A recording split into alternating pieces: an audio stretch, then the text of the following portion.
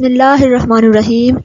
Assalamualaikum dear BSN students. Hope you all are enjoying my lectures and are learning from them.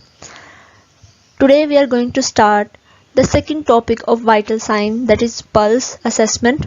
As I told you earlier in my previous lecture that we will divide the whole vital sign topic into 4 portions, that is temperature, pulse, respiration and blood pressure. So today we are going to start our pulse assessment, the second topic of vital signs assessment, that is unit number 5, lecture number 5, part 2, pulse assessment. My name is Tahreem Ishaq. Let's start the topic. Pulse. What is a pulse? Pulse is a wave of blood created by contraction of left ventricles of heart. कि heart का जो left ventricle है उसकी contraction से जो एक wave generate हो रही है उसे हम क्या बोलते हैं? हम पल्स बोलते हैं. ठीक है. The heart is a pulsating organ and when it pumps the blood in arteries the blood enters with pressure pulses और पल्स वेव्स. कि जब हार्ट में ब्लड एंटर कर रहा है यहाँ से हमारे पास पल्मोनरी वेन्स के थ्रू, तो जब लेफ्ट वेंट्रिकल कॉन्ट्रैक्ट करेगा, कॉन्ट्रैक्ट करके अपना ब्लड जो है वो एओर्टा में पंप करेगा, तो विद द प्रेशर जो है वो ब्लड को पंप करेगा, तो उस कंट्रैक्शन की वजह से जो एक वेव जनरेट होगी हमारे ब्लड की उसे हम क्या कहते हैं? हम पल्स कहते हैं. ठीक हो गया. Types of pulse. पल्स की 2 टाइप्स होती हैं. पेरिफेरल पल्स जो कि बॉडी के किसी भी पार्ट की हो सकती है, and then apical pulse. Peripheral pulse, a pulse located in the periphery of the body, for example in legs, feet or hand. Apical pulse, it is a central pulse that is located at the apex of the heart. कि heart की apex के ऊपर जो pulse है वो apical pulse होगी. Normal range of pulse की different जो एज ग्रुप्स के लोग हैं उनमें पल्स की रेंज क्या होगी, तो हम इसका टेबल ड्रॉ किया है, मैंने देख लेते हैं उसे. न्यूबॉर्न जो होते हैं उनमें पल्स ज़्यादा होती है, उनका हार्ट बहुत तेज़ी से जो है वो बीट कर रहा होता है, तो उनमें 130 होती है, तो मैंने उसकी रेंज 80 to 180 कह दिया है कि ये जो है ये नॉर्मल रेंज होगी. तो अब इसको एक दफ़ा रीड आउट कर लेते हैं.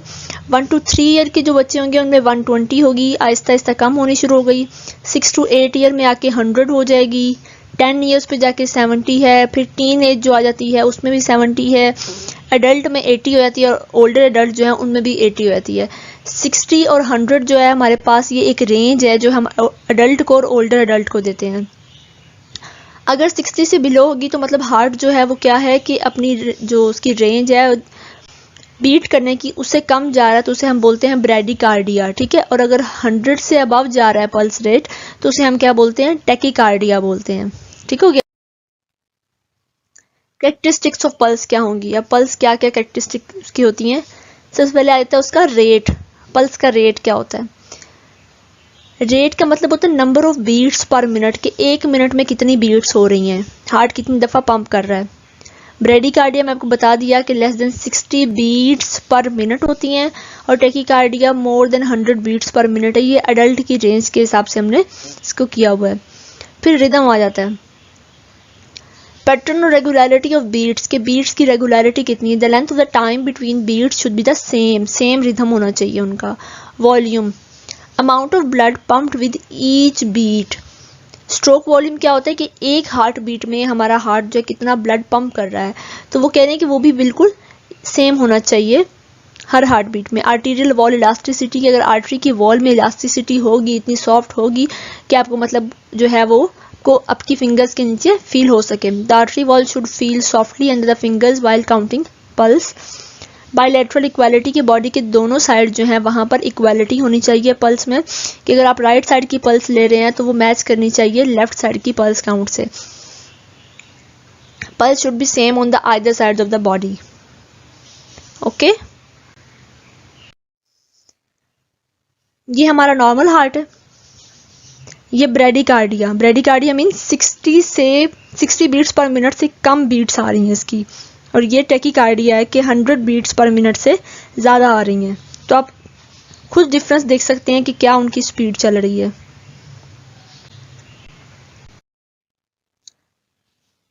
Factors affecting pulse. तो कौन कौन से फैक्टर्स हैं जो पल्स को अफेक्ट कर सकते हैं?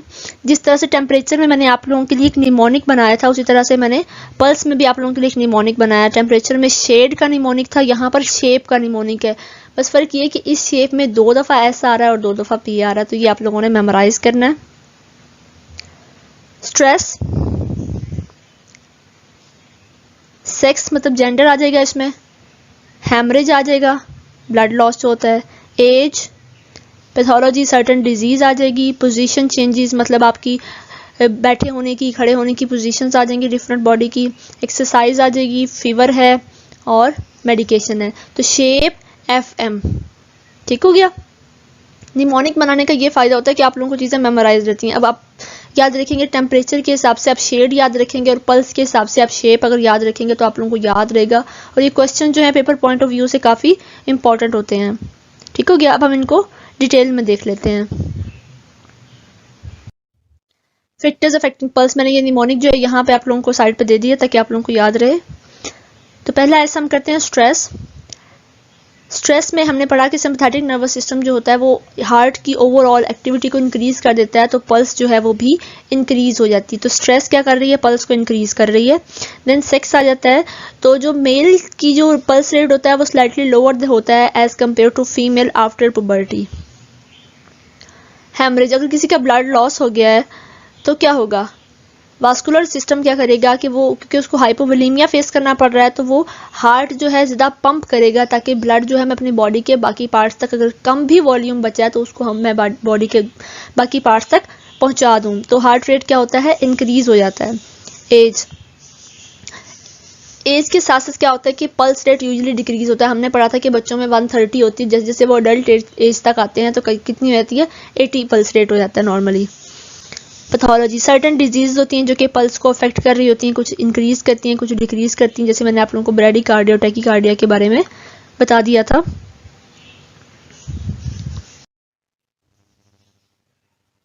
पोजीशन चेंजेस में क्या होता है? जब हम सिटिंग पोजीशन में या स्टैंडिंग पोजीशन में होते हैं ना, तो उस वक्त हमारा जो जाहिर है कि मतलब ब्लड जो है वो पूल करेगा लोअर बॉडी में। जब ब्लड लोअर बॉडी में पूल करेगा तो क्या होगा कि हार्ट तक ब्लड कम पहुंचेगा, जिसे हम हार्ट तक पहुंचने वाले ब्लड को क्या कहते हैं? वीनस रिटर्न बोलते हैं ना। तो वीनस रिटर्न जब कम पहुंचेगा हार्ट की तरफ, तो हार्ट क्या करेगा कि वो पल्स को इंक्रीज करेगा ताकि क्या हो जाए, जो ब्लड है वो बॉडी के बाकी पार्ट्स में पहुंच जाए। एक्सरसाइज एक्टिविटी है चूंकि, तो ये पल्स रेट को इंक्रीज करेगा। फीवर में चूंकि मेटाबॉलिक जो प्रोसेसेस हैं वो ज़्यादा होते हैं, तो पल्स रेट क्या होगा? इंक्रीज हो जाएगा। मेडिकेशन, सर्टन मेडिकेशन जो होती हैं वो इंक्रीज कर रही होती हैं पल्स रेट को, सर्टन जो है वो कम जो डिक्रीज कर रही होती हैं। तो डिजिटैलिस जो होती है वो हार्ट रेट को डिक्रीज करती है, वाइल एपिनेफ्रिन जो कि सिंपैथेटिक सिस्टम की तरह काम करती है तो ये इंक्रीज करेगी हार्ट रेट को। तो हमारा ये जो निमोनिक था शेप FM हमारा कंप्लीट हो गया। Okay, methods of measuring pulse, हम पल्स को मेजर किस तरह से कर सकते हैं, असेस कैसे कर सकते हैं। इक्विपमेंट हमें क्या चाहिए होगा? वॉच चाहिए होगी, ठीक है, या कोई इंडिकेटर वगैरह हमें चाहिए होगा। इंटरवेंशन हम क्या करेंगे? प्रिपेयर द क्लाइंट, सबसे पहले हमने क्लाइंट को इन्फॉर्म करना होगा कि हम उसकी जो है वो पल्स काउंट करने लगे हैं, ठीक है। और हमने क्या करना है कि पल्स पॉइंट जो है सबसे पहले उसको डिस्टिंग्विश करना है। आगे हम पढ़ेंगे पल्स पॉइंट्स होते हैं सर्टन हमारी बॉडी के ऊपर, तो हम जो है नॉर्मली रेडियल पल्स लेते हैं, जैसे यहाँ पर भी रेडियल पल्स ली हुई है, ठीक है। हमने क्लाइंट की हेल्प करनी है कि वो एक कंफर्टेबल पोजीशन में बैठ जाए, ठीक है। और हमने क्लाइंट का जो आर्म है ना उसकी बॉडी के साथ अलॉन्ग साइड द बॉडी हमने रेस्ट करवाना है, ठीक है। और पाम जो है वो उसकी डाउनवर्ड होनी चाहिए, ठीक है। सेकंड क्या है? Palpate and count the pulse, हमने पल्स को पल्पेट करना है, ठीक है, और हमने काउंट करना है। तो यहाँ पे एक बात याद रखनी है हमने कि कभी भी हमने अपनी थंब के साथ जो है वो पल्पेट नहीं करना, क्योंकि थंब की अपनी पल्स होती है तो कंफ्यूज हो जाएंगे हम कि हमारी थंब की पल्स है या पेशेंट की पल्स है। तो हमने 2 फिंगर्स यूज करनी, 2 या 3 फिंगर्स, ठीक है। Place 2 or 3 middle fingers tips slightly over the pulse point. Using thumb is contraindicated. Thumb has its own pulse that the nurse could mistake for the client's pulse. Count pulse for whole minute. आपने ऐसा नहीं करना कि आपने 15 seconds के लिए pulse count कर लिया और आप उसको 4 से मल्टीप्लाई करके आप कह दें कि इतनी बीट्स पर मिनट आ रही हैं। आपने फॉर द होल मिनट जो है आपने पल्स काउंट करना है और फिर आपने उसको रिकॉर्ड करना है। Assess the pulse rhythm and volume, हमने पल्स की रेगुलरिटी चेक करनी है कि क्या जो पल्स की रेगुलरिटी, पल्स रेगुलर है या एक पल्स बीट होने के बाद कुछ टाइम का ड्यूरेशन आता है फिर सेकंड बीट आती है। तो वो ड्यूरेशन अगर आ रहा है, वो स्पेस आ रही है, तो वो सारी की सारी पल्स के बीच में इक्वल होनी चाहिए और वॉल्यूम भी इक्वल होना चाहिए। हमने noting the pattern and gaps between the beats, हमने बीट्स के दरमियान में गैप्स भी चेक करने हैं, ठीक है। और उसके बाद हमने क्या चेक करना है कि पल्स का वॉल्यूम जो है वो नॉर्मल है, ठीक है, और प्रेशर जो है हमें वो इक्वल फील हो रहा है हर बीट के साथ। Document and report assessment data, assessment data को हमने रिपोर्ट करना है। Record the pulse rate, rhythm and volume on the appropriate records. Report to the nurse in charge pertinent data such as pale skin color and cool skin temperature. अगर skin का colour पेल है तो मतलब वहाँ blood circulation नहीं हो रही, ठीक है, और कूल स्किन है तो मतलब वहाँ तक ब्लड अभी तक नहीं पहुँच रहा। तो इसमें कोई सर्टन मतलब हार्ट का इशू हो सकता है जिसकी वजह से ब्लड वहाँ तक नहीं पहुँच रहा, या कोई वेसल जो है वो डैमेज हो सकती है, ठीक है। आपने कभी भी डॉक्यूमेंटेशन में ऐसा नहीं करना कि आपने पल्स काउंट नहीं की और आपने या तो मल्टीप्लाई करके लिख दिए या आपने कहीं और से देख के लिख दिए। आपको हमेशा जो है वो पेशेंट की जितनी भी पल्स काउंट आपने काउंट किया उतना ही आपने मेंशन करना है, ठीक है। साइट्स ऑफ टेकिंग पल्स, बहुत इंपॉर्टेंट क्वेश्चन है कि किस किस साइट से जो है हम पल्स ले सकते हैं। तो मैंने यहाँ पे टेबल एक बना दी है कि कौन कौन सी साइट्स हैं, ठीक है, और ये साइट्स होती कहाँ पे हैं बॉडी में, ठीक है, और उसके बाद हम ये यूज क्यों करते हैं, कब कब इनको इस्तेमाल कर सकते हैं, ठीक है। सबसे पहले आती है टेम्पोरल साइट हमारे पास आ जाती है, ठीक है, where the temporal artery passes over the temporal bone of the head, ठीक है। हमारे हेड के टेम्पोरल जो बोन है वहां से जहां आर्टरी पास करती है तो उस साइड पे क्या हमारे पास जो है वो टेम्पोरल साइट है पल्स की, ठीक है। हम ये कब यूज करते हैं, जब हमारे पास रेडियल पल्स एक्सेसिबल ना हो, हमें मिल नहीं रही हो। Carotid pulse at the side of the neck, neck पे होती है, where the carotid artery runs between the trachea and the sternocleidomastoid muscle. Trachea आपके सेंटर में होता है ना नेक के, ठीक है, और स्टर्नोक्लिडोमेस्टॉइड जो है वो साइड पर होता है, ठीक है। तो ट्रेकिया और स्टर्नोक्लिडोमेस्टॉइड मसल के बिटवीन जो है आपको कैरोटिड मिल जाएंगी और दोनों साइड्स में मिलेंगी, ठीक है। यूज फॉर इन्फेंट्स, हम बच्चों के लिए इस्तेमाल करते हैं जब कार्डिक अरेस्ट हो जाए, पेशेंट जो है हम CPR कर रहे हों उसका, ठीक है, या पेशेंट जो है वो जो है उसकी डिजीज इस लेवल तक पहुंच चुकी हो कि मतलब डेथ डिक्लेयर करनी हो या कुछ भी, तो कार्डिक अरेस्ट वगैरह की कंडीशन में जो है हम कैरोटिड पल्स को फील करते हैं, ठीक है।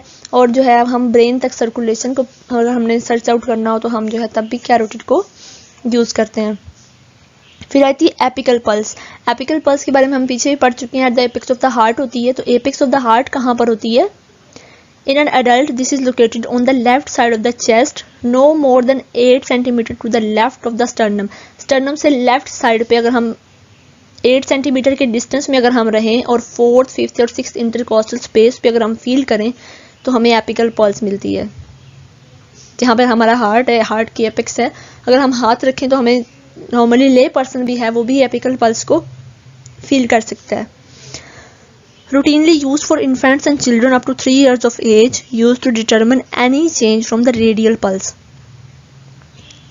अगर हम रेडियल पल्स चेक कर रहे हैं, ठीक है, उसका काउंट और एपिकल पल्स का काउंट आपस में मैच नहीं कर रहा, तो इसका मतलब सर्टन बीच में कोई जो है ऑब्स्ट्रक्शन आ रही है जिसकी वजह से पल्स में डिफरेंस आ रहा है। तो हम रेडियल पल्स को और एपिकल पल्स को कंपेयर करते हैं ताकि हमें पल्स के एक्चुअल काउंट का पता चल सके। Brachial at the inner aspect of bicep muscle of the arm और medially in the antecubital space, ठीक है। जो हमारी एल्बो होती है ना, एल्बो के बिल्कुल ऊपर वाली स्पेस को हम क्या बोलते हैं? एंटीक्यूबिटल स्पेस बोलते हैं। तो उसके अगर हम मीडियल साइड पे देखें, बॉडी वाली साइड पर देखें, तो हमें वहां पर ब्रेकियल पल्स जो है वो मिल जाती है। आगे हम इनकी पिक्चर भी देखेंगे। Use to measure blood pressure, हम मोस्टली इसको ब्लड प्रेशर के लिए इस्तेमाल करते हैं। तो 4 होगी, टेम्पोरल, कैरोटिड, एपिकल, ब्रेकियल। हमारे पास 9 साइट्स होती हैं पल्स को असेस करने के लिए। तो 5th साइट हमारे पास आ जाती है रेडियल साइट। ठीक है। रेडियल अब कहाँ पे होती है आर्टरी हमारे पास, where the radial artery run along the radial bone, radial bone के साथ साथ जहाँ रेडियल आर्टरी जा रही होती है तो हमें रेडियल साइड मिल जाती है।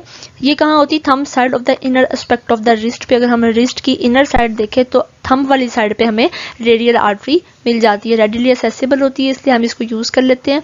फेमोरल साइट हमें कहाँ मिलती है, where the femoral artery passes alongside the inguinal ligament. अभी हम इसकी लोकेशन देखते हैं नेक्स्ट पिक्चर में, ठीक है। फीमर के ऊपर से वैसे ये बेसिकली जो है हमारी मीडियल साइड से गुजर रही होती है।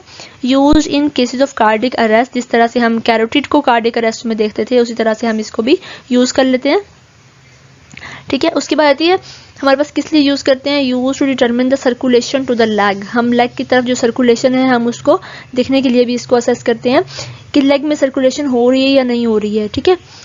फिर पोप्लिटियल आ जाती है, ये हमारी बिहाइंड द नी होती है जहां से पोप्लिटियल आर्टरी पास करती है, ठीक है। और ये लोअर लेग में सर्कुलेशन को हम चेक करने के लिए असेस करते हैं। पोस्टीरियर टिबियल कहाँ होती है, medial surface of the ankle पे, टिबिया की जो है हमारे पास टिबिया से होती हुई medial surface of the ankle तक जाती है हमारे, ठीक है। और ये हम फुट की तरफ सर्कुलेशन को जो है असेस करने के लिए, डिटरमिन करने के लिए हम इसको यूज करते हैं। और डोर्सालिस पेडस आ जाती है, ठीक है, ये हमारी पैडल आर्टरी होती है। The artery can be palpated by feeling the dorsum of the foot, अगर हम अपने पाँव के ऊपर फील करें तो ये हमें मिल जाएगी। और कहाँ मिलेगी, अगर हम मिडल ऑफ द एंकल से लेके अगर हम लाइन ड्रॉ करें, ठीक है, और डोर्सम ऑफ फुट तक आए हम, ठीक है, तो वहां पे हमें ये हमारे पाँव के ऊपर मिल जाती है, ठीक है। Use to determine the circulation of the foot, circulation जो है फुट को हम उसको असेस करने के लिए इसको यूज कर लेते हैं, ठीक है। अब हम इनको देख लेते हैं कि कहाँ कहाँ पर होती हैं, नाम याद रखिएगा। हम देखते हैं, सबसे पहले हमने बात की थी टेम्पोरल की। टेम्पोरल उन्होंने कहा था टेम्पोरल बोन के ऊपर जहाँ से टेम्पोरल आर्टरी पास करती है वहां से हमें जो है इसकी लोकेशन मिल जाती है। कैरोटिड कहाँ होती है हमारे पास, ट्रेकिया के और स्टर्नोक्लिडोमेस्टॉइड मसल के बिटवीन में आपको कैरोटिड मिलेंगी, दोनों साइड्स पे हेड को सर्कुलेशन जो है उसको असेस करने के लिए। फिर हमें एपिकल कहाँ मिलेगी, हमें स्टर्नम से अगर हम 8 सेंटीमीटर इधर जाएं तो 4th, 5th और 6th इंटरकॉस्टल स्पेस में हमें मिल जाती है। ब्रेकियल कहाँ होती है, एंटीक्यूबिटल स्पेस में होती है। रेडियल कहाँ होती है, inner side of the wrist पे, थंब वाली साइड पे आपको रेडियल मिल जाती है। फेमोरल कहाँ मिलती है हमें, फीमर के ऊपर से जहाँ से फेमोरल आर्टरी पास करती है, ठीक है, वहाँ हमें मिलती है। और पोप्लिटियल कहाँ होती है हमारे पास, ये बिलो द नी होती है, ठीक है। उसके बाद पोस्टीरियर टिबियल कहाँ होती है हमारे पास, ये जो है हमारे पास medial surface of the ankle पे होती है हमारे पास, ठीक है। डोर्सालिस पेडस कहाँ होती है हमारे पास, डोर्सम ऑफ द फुट पे होती है। यहाँ एक एडिशनल उन्होंने दी हुई है अल्नर, यहाँ पे अल्ना बोन होती है, ठीक है, तो उसके ऊपर से भी हमें यहाँ पे एक छोटी सी आर्टरी जो है वो फील हो जाती है, ठीक हो गया। तो हमारी साइड्स ऑफ टेकिंग पल्स जो है वो ये कंप्लीट हो गई। अब हम बात करते हैं नॉर्मल पल्स के कंटूर्स की, ठीक है, कि नॉर्मल पल्स हमें किस तरह से मिलती है अगर हम उसको ड्रॉ करें, ठीक है। तो नॉर्मल पल्स कैसी होती है, the pulse pressure is approximately 30 to 40 millimetre of mercury. इसका प्रेशर कितना होता है, 30 to 40 मिलीमीटर ऑफ मर्करी होता है। The pulse contour is smooth and rounded, pulse का जो कंटूर होता है वो स्मूथ होता है और राउंडेड फॉर्म में आपको उसका ग्राफ मिल जाता है, ठीक हो गया। ये हमने नॉर्मल पल्स पढ़ ली। नॉर्मल मैंने आप लोगों को इसलिए बताई कि आगे हमने अब नॉर्मेलिटीज पढ़नी है तो आपको पता हो कि नॉर्मली इसका कंटूर स्मूथ होता है और राउंडेड होता है, इक्वली गैप होता है इनके दरमियान में। इनका एम्पलीट्यूड जो होता है देखें सबका कितना है, बराबर है सबका, ठीक है, same gap, same amplitude, rounded है, स्मूथ है। नेक्स्ट देखते हैं अब नॉर्मेलिटीज ऑफ द पल्स। तो सबसे पहले हमारे पास आती है स्मॉल एंड वीक पल्सेस, ठीक है। तो इसको आप देखें कि इसमें क्या है, उनका एम्पलीट्यूड कम है, कंटूर ज़्यादा राउंड है और जो है वो वीक है। The pulse pressure is diminished and the pulse feels weak and small. The upstroke में फील स्लोड, अप स्ट्रोक जो है वो स्लो हो जाएगा। द पीक प्रोलॉन्ग, अब पीक पे जो टाइम है वो क्या है, थोड़ा ज़्यादा लग गया, पीक प्रोलॉन्ग हो गई है। कॉजेज किस लिए होती है ये, decrease stroke volume. Stroke volume क्या होता है कि हमारा लेफ्ट वेंट्रिकल जो है एक बीट में कितना ब्लड जो है उसको पंप कर रहा है टुवर्ड द बॉडी। तो स्ट्रोक वॉल्यूम कम होने की वजह से जैसे कि हार्ट फेलियर में होता है, तो हार्ट फेलियर में स्मॉल एंड वीक पल्सेस आपको नजर आती हैं, ठीक हो गया। नेक्स्ट हम चलते हैं लार्ज बाउंडिंग पल्सेस की तरफ। तो लार्ज बाउंडिंग पल्स आप खुद ऑब्जर्व करें इसके ग्राफ को देखते हुए, ठीक है, तो आपको क्या मिलेगा कि बहुत जल्दी जल्दी इसके अपस्ट्रोक्स आ रहे हैं, बहुत जल्दी राइज एंड फॉल आ रहे हैं, ठीक है, और एम्पलीट्यूड भी पल्स का ज़्यादा हो रहा है। तो हम देखते हैं क्या होता है। The pulse pressure is increased and pulse feel strong and bounding. The rise and fall में फील रैपिड, हमने बात की थी कि रैपिड हो जाते हैं। एंड द पीक ब्रीफ, जो पीक है उसकी वो प्रोलॉन्ग नहीं है, पीक जो है बहुत ब्रीफ आ रही है, बहुत थोड़े टाइम के लिए आ रही है। क्या क्या कॉजेज है इसके? इंक्रीज स्ट्रोक वॉल्यूम, ठीक है, स्ट्रोक वॉल्यूम जो है वो इंक्रीज हो गया और पेरिफेरल रेजिस्टेंस जो है बॉडी की वेसल्स की वो कम हो गई है। तो क्या हो रहा है कि वो बहुत ज़्यादा जो है वो बाउंडिंग पल्स आपको नजर आएंगी। नेक्स्ट हम चलते हैं बिस्फेरियंस पल्स की तरफ। बिस्फेरियंस पल्स कैसी होती है? आप देखें कि इसमें दो अपस्ट्रोक्स आ रहे हैं, ठीक है, तो ये क्यों होता है? अब bisferiens pulse is an increased arterial pulse with a double systolic peak. अब सिस्टोल क्या होता है? सिस्टोल आपके पास वो अपस्ट्रोक तब आती है जब हमारा लेफ्ट वेंट्रिकल जो है वो ब्लड को पंप करता है toward the body, ventricle contraction के वक्त आपको मिलती है, ठीक है। तो अब वो ये डबल हमारे पास कंट्रैक्शन क्यों हो रही? डबल कंट्रैक्शन हमारे पास इसलिए हो रही है क्योंकि प्योर एओर्टिक रिगर्जिटेशन है, ठीक है। रिगर्जिटेशन कहाँ पे आ रही है? एओर्टा में आ रही है। अगर एओर्टा का ब्लड जो है वापस लेफ्ट वेंट्रिकल में आएगा, लेफ्ट वेंट्रिकल ने एक दफ़ा उसको पंप किया, ठीक है, पंप करके उसने एओर्टा में डाल दिया, लेकिन एओर्टिक जो वॉल्व है वहाँ पर वो इनकम्पिटेंट वॉल्व है, ठीक है, तो वहाँ से ब्लड थोड़ा सा रिगर्जिटेशन करके वापस वेंट्रिकल में आ गया, तो वेंट्रिकल ने फौरन से उसको भी पंप किया कि वो वापस चला जाए। तो एक सिस्टोल के साथ इमीडिएट नेक्स्ट जो है वो सेकेंड सिस्टोल भी आपको मिल जाएगा, ठीक है। या हाइपरट्रॉफिक कार्डियोमायोपैथी जो है वो भी इसकी वजह हो सकती है कि वेंट्रिकल में ब्लड ही कम आया तो उसने दो दफ़ा से पंप करके ब्लड को बाहर निकालना शुरू कर दिया, ठीक है। तो इसलिए आपको दो अपस्ट्रोक दिखेंगे कि पहली एक अपस्ट्रोक उसने की और फिर दोबारा से, ठीक हो गया। अब हम चलते हैं पल्सेस अल्टरनेंस की तरफ। तो पल्सेस अल्टरनेंस मतलब अल्टरनेट करके आने वाली कोई चीज़ है इसमें, ठीक है। तो आप देख सकते हैं यहाँ पर इसको अगर हम देखें इसके ग्राफ को, ठीक है, तो उसमें क्या होता है कि एम्पलीट्यूड चेंज हो रहा है। The pulse alternate in amplitude from beat to beat even though the rhythm is basically regular. Rhythm तो उसका रेगुलर है, सेम गैप आ रहे हैं बीच में, ठीक है, लेकिन क्या हो रहा है कि एम्पलीट्यूड का फर्क आ रहा है, ठीक है। The main cause is ventricular failure. Ventricle fail हो गया, मतलब अगर एक दफ़ा वो कोशिश करके पंप कर रहा है लेकिन सेकंड टाइम क्या हो रहा है, पंप नहीं कर रहा है, देन फिर पंप कर रहा है और फिर नहीं कर रहा है, तो वेंट्रिकुलर फेलियर की वजह से पल्सेस अल्टरनेंस होता है।